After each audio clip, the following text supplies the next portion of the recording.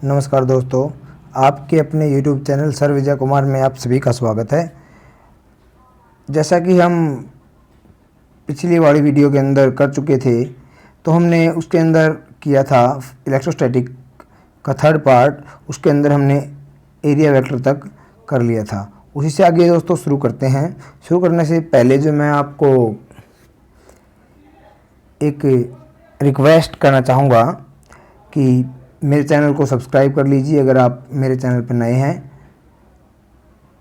और अगर आपने पहले ही सब्सक्राइब कर रखा है तो वीडियो को शेयर कर दीजिए और लाइक कर दीजिए और कमेंट करना ना भूलिएगा। चलिए दोस्तों शुरू करते हैं।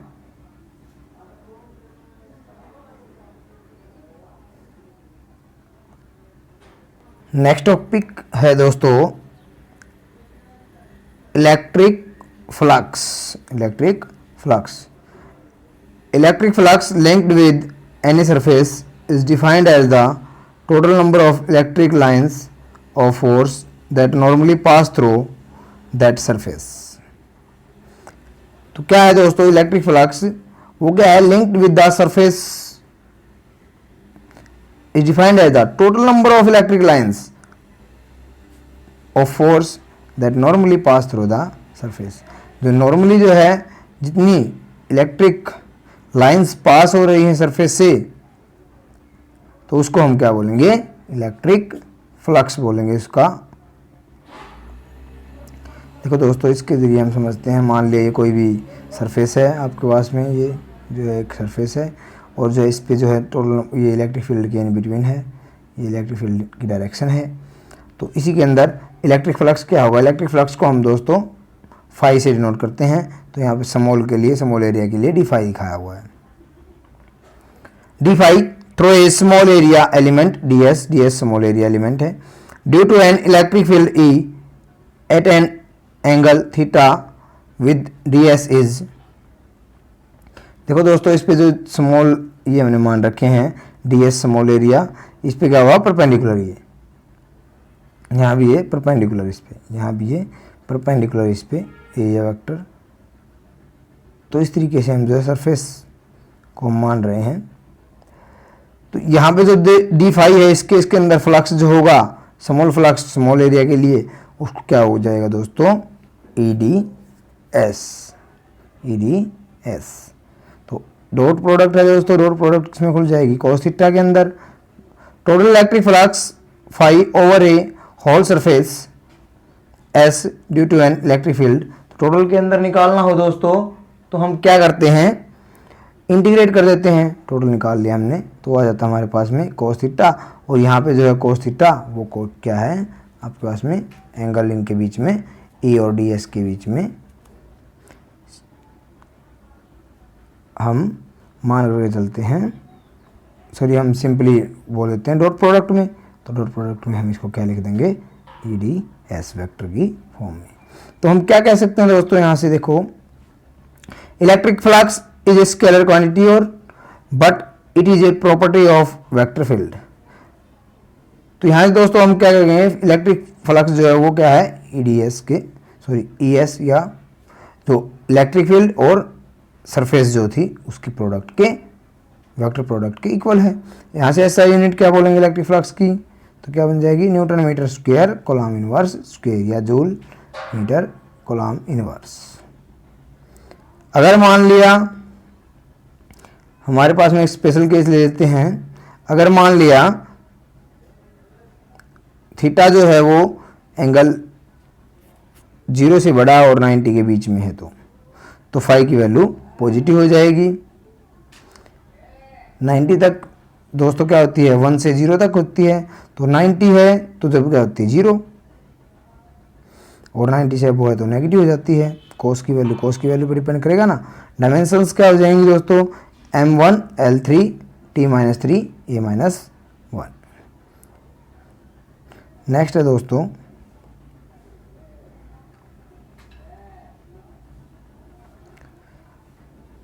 Solid angle. ये हम +1 के अंदर ही पढ़ चुके हैं दोस्तों कि solid angle is the 3 dimensions equivalent of ordinary 2 dimensional plane angle. दो डायमेंशन के लिए सिंपली प्लेन एंगल जो होता है उसके ऑर्डिनरी ही है सॉलिड एंगल। ऐसा यूनिट सॉलिड एंगल की क्या होती है, स्टेरेडियन होती है। Solid angle subtended by area element ds at angle and center of a sphere of radius a। यहाँ पे देखो दिखाया गया है, ये जो है 3 डायमेंशन के केस में जो रेडियस r थी और जो है आपके पास में ds स्मॉल एरिया एलिमेंट और अब o यहाँ पे ये पॉइंट इसी के इन बिटवीन सरफेस के इसके बीच में ये o जो यहाँ पॉइंट, तो ये जो एंगल है ये d डेल्टा जो हमें दिखाया हुआ है, ठीक है, ओमेगा टाइप में, तो डी डेल्टा बोल दें या फिर जो है हम क्या बोल देते हैं इसको, ये जो ओम का सेम टाइप में होता है दोस्तों, इसको हम डी डेल्टा, तो ये इस फॉर्म में जो दिखाया हुआ है इसका ये क्या है हमारा स्मॉल सरफेस के लिए दोस्तों माना तो स्मॉल ही एंगल होगा, स्मॉल के लिए तो स्मॉल ही एंगल, ठीक है, तो यहाँ स्मॉल सॉलिड एंगल, तो ये क्या हो जाएगा आपके पास में ds cos theta divide by r theta, r square. और अगर हमें टोटल निकालना हो तो कंप्लीट ओवरऑल सरफेस के अकॉर्डिंग एज सरफेस हम मान के चल पड़े तो उसको इंटीग्रेट कर दें, इंटीग्रेट करेंगे तो हमारे पास में क्या आ जाएगा ds cos theta divide by r square, और ये होता है 4 pi steradian. Gauss theorem important topic है दोस्तों ये थ्योरम। देखो according to this theorem the surface integral of electric field intensity over any close surface in free space is equal to 1 by epsilon naught times of net charge enclosed with the surface. ये क्या कहती है दोस्तों surface कि जो electric flux है वो क्या होगा ओवर ए क्लोज सरफेस टोटल, ठीक है, तो 1 बाई एप्सिलॉन नॉट टाइम्स होगा वो टोटल चार्ज के, इलेक्ट्रिक फ्लक्स इक्वल टू किसी भी क्लोज सरफेस में तो क्या हो जाएगा वो 1 बाई एप्सिलॉन नॉट टाइम है टोटल चार्ज के, टोटल चार्ज हम यहाँ पे क्यों भी ले सकते हैं।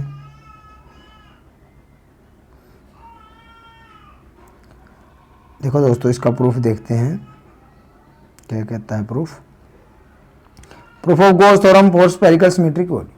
ये स्फेरिकल कोई भी बॉडी लेकर के चले स्मॉल dx एलिमेंट इस पे, ठीक है, और ये जो है आपके पास में इलेक्ट्रिक फील्ड इंटेंसिटी बाहर की साइड में इलेक्ट्रिक स्टैटिक फोर्स और जो है ये यूनिट वेक्टर n, ये भी दोनों के दोनों इसी के अलोंग क्यों इस पे चार्ज है पॉजिटिव। तो हमें पता है फ्लक्स क्या होता है eds होता है और किसके इक्वल निकालना हमने इसको 1 बाई एप्सिलॉन नॉट इंटू में टोटल चार्ज के इक्वल निकालना है।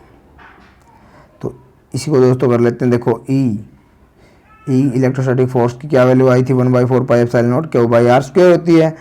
अगर यहाँ पे r यूनिट वेक्टर अलोंग ई के है और जो है ये इसका n क्या है सरफेस एरिया वेक्टर है, तो इस केस के अंदर क्या करेंगे हम, देखो इन दोनों की डायरेक्शन एक जैसी हो जाती है और एक जैसी डायरेक्शन के अंदर हम क्या कर सकते हैं कि इनका एंगल भी क्या हो गया 0 हो गया।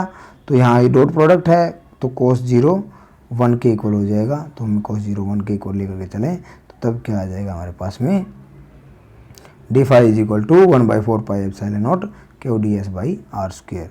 दोनों साइड में इंटीग्रेट कर देते हैं दोस्तों, दोनों साइड में तब इंटीग्रेट करेंगे तो हमारे पास में मिल जाएगा 1 by 4 pi epsilon naught Q by R square, और इंटीग्रेट कर दिया क्या इंटीग्रेशन होगा यही चेंज हो रहा है ना ds स्मॉल सरफेस एरिया जो लेकर के चले थे, तो स्फेरिकल का जो एरिया हो जाएगा वो क्या होगा 4 पाई आर स्क्वायर, जो कटता है वो काट देंगे, बाकी क्या रह जाएगा phi E electric flux equal to Q by epsilon naught, जो कि हम डेफिनेशन के अंदर बोल करके चले हैं, वही हमारा प्रूफ हो जाएगा। नेक्स्ट है दोस्तों टॉपिक इसी के अंदर proof of Gauss theorem for a close surface of any shape. किसी भी शेप की हो दोस्तों तो उस केस के अंदर भी ये बिल्कुल सेम वही फैक्टर हो जाएगा। यहाँ तक बिल्कुल जो है वो दोस्तों आपको बिल्कुल सेम फैक्टर वही लग रहा है, तो ds cos थीटा दोनों हमने क्या कर लिया डॉट प्रोडक्ट को खोल लिया इस यहाँ पे जो है। तो इस एंगल के अंदर कुछ भी हो सकता है वो एंगल, तो इसको हम क्या करें, इंटीग्रेट करेंगे दोस्तों, तो डी फाई। और देखो यहाँ पे क्या चेंज हो जाएगा दोस्तों, क्या चेंज हो जाएगा आपके पास में, इसका कंप्लीट यही चेंज होगा दोस्तों कि कंप्लीट जो है स्फीयर का, देखो दोस्तों, तो ये क्या है, इसके इक्वल है ये दोनों, इसलिए इसकी जगह ये रखा गया है। तो ये जो एंगल होता है कितना होगा, 4 पाई, तो उसको हम कैंसिल आउट कर दें, तब भी हमारे पास में आंसर ये आ जाएगा प्रूफ के लिए। Deduction of Coulomb law from Gauss theorem, Gauss theorem से अगर कोलॉम ना निकालें, हम जानते हैं गॉस थ्योरम क्या कहती है, ये कह रही है phi is equal to Q by में एप्सिलॉन नॉट, ये हम इसके अंदर मान कर चले, since E and D S R in same direction, अगर ई और डी एस सेम डायरेक्शन में है तो एंगल 0 cos 0 हो जाएगा, cos 0 की वैल्यू 1, तो इसकी जगह पे ये आ गया क्यू बाई एप्सिलॉन नॉट। अब इसको देखो, ई जो ई डी एस लिखा है हमने, इसको हम अगर जो है तोड़ दें तो स्फीयर के लिए क्या हो जाएगी, ये टोटल एरिया सरफेस, तो क्या हो जाएगा 4 पाई आर स्क्वायर। इसको अगर हम इधर लेकर के जाएं राइट साइड को, तो क्या हो जाएगा Q by 4 pi epsilon naught R square. अगर मान करके चलें if a charge Q naught is placed at a point where is calculated, अगर हम वहाँ पे जो है मान कर चलें कि क्यू नॉट चार्ज रखा है जहाँ पे कैलकुलेट किया जा रहा है, तो वो भी इसके साथ में प्रोडक्ट में हो जाएगा। और ये क्या होता है दोस्तों, दोनों चार्जेज की प्रोडक्ट और डिवाइड बाई में R square 1 by epsilon 4 pi epsilon naught क्या हो जाएगा, कांस्टेंट। तो ये किस टाइप का फॉर्मूला आ गया, कोलॉम लॉ, तो इसको हम कोलॉम लॉ बोल सकते हैं।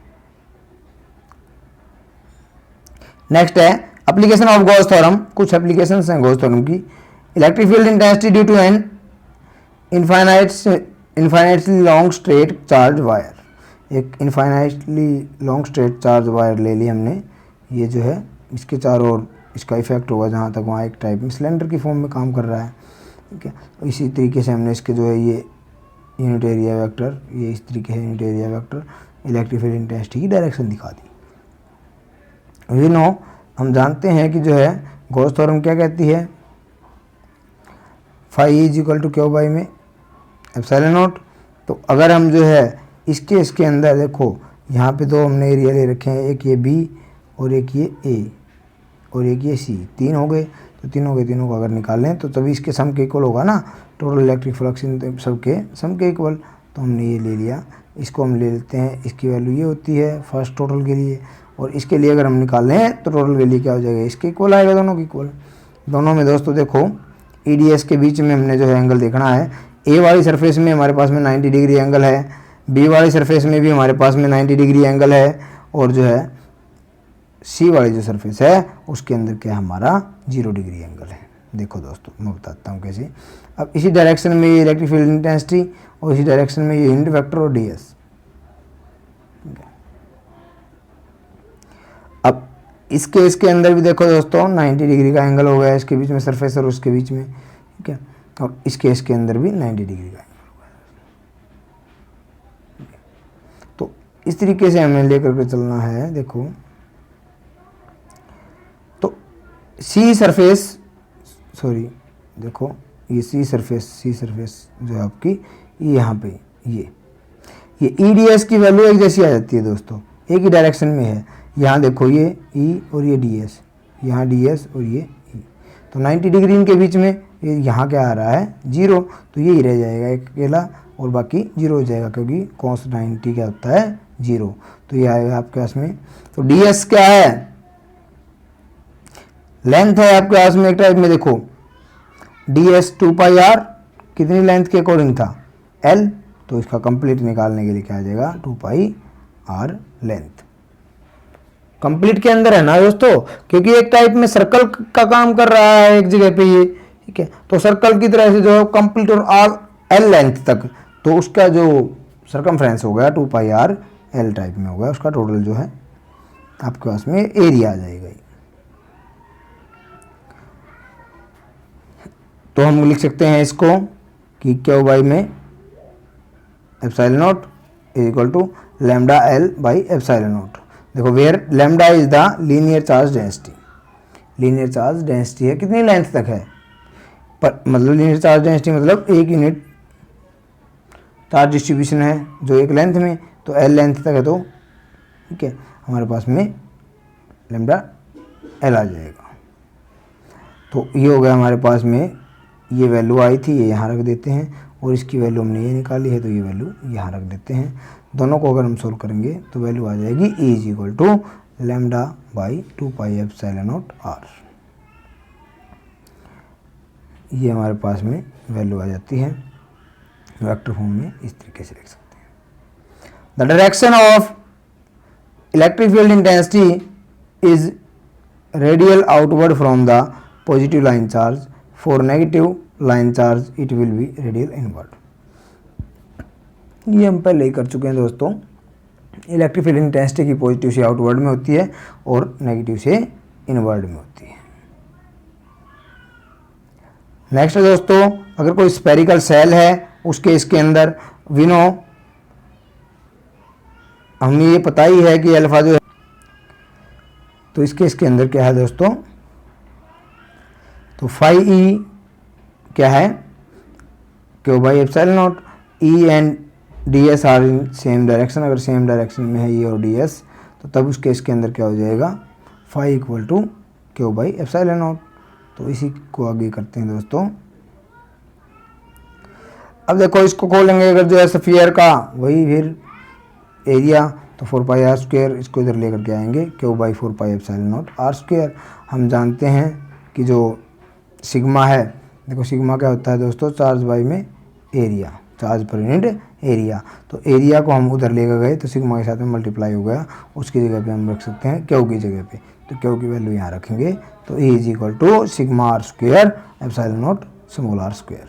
और दोनों के दोनों इक्वल हो जाएं तो वैल्यू आ जाएगी हमारे पास में sigma by epsilon naught at a point B inside the cell.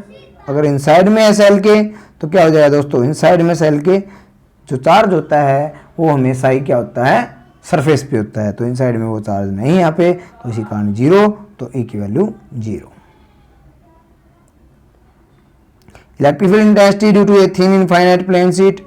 अगर थिन इनफाइनाइट प्लेन शीट का अगर हम लेकर के चलें तो ये थिन इनफाइनाइट प्लेन शीट ले ली हमने।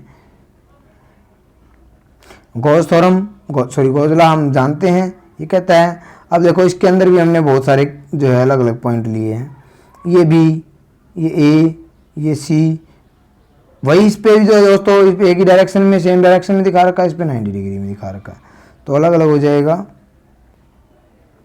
बी और सी पे 0, तो ये 0 0 और ये 90 90, तो ख़त्म ही हो गया। तो ई डी एस क्या आ जाएगा दोस्तों, ई डी एक्स की वैल्यू आपको पता है, निकाल रखी है, तो यहाँ आ गया ई डी एस 2e, देखो इन दोनों से मिलकर 2e बाई आर स्क्वायर। तो सिग्मा की वैल्यू से हम ये निकाल सकते हैं कि वो by epsilon naught, sigma value रख देते हैं sigma into D S by epsilon naught. D S area, total area क्या हो सकता है दोस्तों, पाई आर स्क्वायर होगा सर्कल का, where sigma is surface charge density 2e into pi R square, और ये हो जाएगा आपके पास में सिग्मा पाई आर स्क्वायर। ई की वैल्यू अगर हम इस तरीके से रखते हैं तो देखो अब दोस्तों इससे क्या हो जाएगा, इन दोनों से 2 कटता है वो काट दिया, ई की वैल्यू निकल आएगी, पाई आर स्क्वायर से पाई आर स्क्वायर कट गया, तो आपके पास में आ गई, ये 2 इधर आ जाएगा, तो ई की वैल्यू आ गई। तो ये आते due to a thin infinite plane sheet of charge, case के अंदर हमारी ये आ जाती है। Direction of the electric field intensity is normal to the plane and away from the positive charge distribution and negative charge for negative charge distribution will be toward the plane. वही है दोस्तों कि जो है आउटवर्ड होगी positive से और inward होगी नेगेटिव से। अगर इसी केस को हम जो है ऐसे लेकर के चलें कि जो है if the plane sheet is thick then the charge distribution will be available on both side, so charge enclosed within the Gaussian surface will be twice as before, therefore the field will be तो twice हो जाएगा 2 बार, तो दोनों को add कर लिया जाए। दोनों को ऐड करने के बाद में देखो अगर थिन इस तरीके थिक है तो इस सरफेस पे भी होगा दोस्तों, और ये इस साइड वाले सरफेस पे भी होगा। तो 2 बार आ गया ना हमारे पास में, तो 2 गुना इफेक्ट हो जाएगा। तो अभी मैंने निकाला था जो है सिग्मा वाई में 2 एप्सिलॉन नॉट, 2 बार, तो 2 बार दोनों को ऐड कर लें। दोनों बार ऐड करने के बाद में बन जाएगा A is equal to sigma Y epsilon naught. अगर 2 इनफाइनाइट पैरेलल रहे कोई भी शीट, तब क्या होगा चार्ज, अगर मान के चलें कि जो है आपके पास में एक के लिए जो चार्ज है डिस्ट्रीब्यूशन है वो सिग्मा 1 है, एक के लिए दूसरी के लिए सिग्मा 2 है, तब उस केस के अंदर क्या हो जाता है, इफ़ देखो E1 और E2 इलेक्ट्रिक फील्ड इंटेंसिटी मान लिया ए के लिए और बी के लिए, तो हमारे पास में क्या आ जाएगी, एक thin charge plate parallel plate के लिए, सॉरी थिन चार्ज शीट के लिए, तो क्या बनती है, हम निकाल चुके हैं पहले ही, वो क्या आती थी E1 is equal to sigma by 2 epsilon naught, और E2 इज इक्वल टू ये आ गई अपने पास में। As a matter to conventions, a field pointing from left to right is taken as positive and the one pointing from right to left is taken as negative। वही दोस्तों कि क्या है कि एक साइड से इसके अंदर 3 रीजन मान लिए गए हैं दोस्तों। देखो ये इस पॉइंट से इधर का सारे नेगेटिव मान लिए, इधर के पॉजिटिव मान लिए दोस्तों, ठीक है। यहाँ और यहाँ चार्ज निकालेंगे दोस्तों। ये फर्स्ट एरिया है, ये सेकंड है, ये थर्ड है। तो फर्स्ट के अंदर क्या होता है दोस्तों, दोनों के दोनों नेगेटिव, तो दोनों को नेगेटिव और E1 और E2 की वैल्यू अपने पास में है ही, दोनों को रखने के बाद में वैल्यू ये बन जाएगी। सेकंड रीजन के अंदर दोस्तों एक पॉजिटिव है एक नेगेटिव है, राइट हैंड साइड जो जा रही है वो पॉजिटिव है, तो इन दोनों को रखने के बाद में वैल्यू आ जाएगी ई सेकंड रीजन के अंदर 1/2 epsilon naught sigma 1 minus sigma 2। इस तरीके से सिमिलरली थर्ड के अंदर रीजन के अंदर दोनों पॉजिटिव हैं, दोनों को ऐड करेंगे तो थर्ड रीजन में electric field intensity 1/2 epsilon naught sigma 1 plus sigma 2। Special cases अगर हम लेकर के चलें तो क्या आते हैं दोस्तों, देखो suppose sigma 1 equal to sigma और सिग्मा 2 माइनस में सिग्मा हो जाता है, तो अगर ये वैल्यू हम उसके अंदर रखते हैं तो E1 की वैल्यू 0 हो जाएगी, सेकंड के अंदर जो है सिग्मा बाई में एप्सिलॉन नॉट हो जाएगा कांस्टेंट, और जो है थर्ड की वैल्यू भी 0 हो जाएगी। तो ये था दोस्तों थर्ड पार्ट इलेक्ट्रोस्टैटिक। अगर मेरे द्वारा दी गई जानकारी आप लोगों को अच्छी लगी है तो सब्सक्राइब कर दीजिए मेरे चैनल को, शेयर कर दीजिए वीडियो को और लाइक कर दीजिएगा, जिससे कि आपको मेरी द्वारा बनाई गई नई वीडियो की जानकारी टाइम से मिलती रहे। ये जो दोस्तों पार्ट हमने किया है ये हरियाणा बोर्ड के अंदर बहुत ही कम चांस क्वेश्चन होता है, इसके अंदर गॉस थ्योरम पे ही आने का चांस होता है। बट जो नेक्स्ट पार्ट हम इससे आगे स्टार्ट करने वाले हैं, जो लास्ट पार्ट है इसी यूनिट का इलेक्ट्रोस्टैटिक का फोर्थ पार्ट जो कैपेसिटर पे बेस्ड है, वो बहुत ही इंपॉर्टेंट पार्ट है दोस्तों, और उसी से ज़्यादातर मोस्टली हरियाणा बोर्ड के अंदर तो खास करके क्वेश्चन पूछे जाते हैं। तो इसलिए मैंने ये जल्दी थोड़ा सा किया है, आपको लगा भी होगा कि इस पार्ट को जल्दी किया है, और क्योंकि इसके अंदर ज़्यादातर इतना काम करने का कोई टॉपिक टाइम ख़राब करने का नहीं है। तो इसलिए दोस्तों आप लोग ध्यान रखें कि जो है इस अगर कोई भी डाउट आपको रहता है इस टॉपिक के अंदर या इस पार्ट के अंदर भी, तो अब तक जितने पार्ट हैं उनके अंदर भी, तो आप कमेंट के अंदर पूछ सकते हैं। Thank you for watching.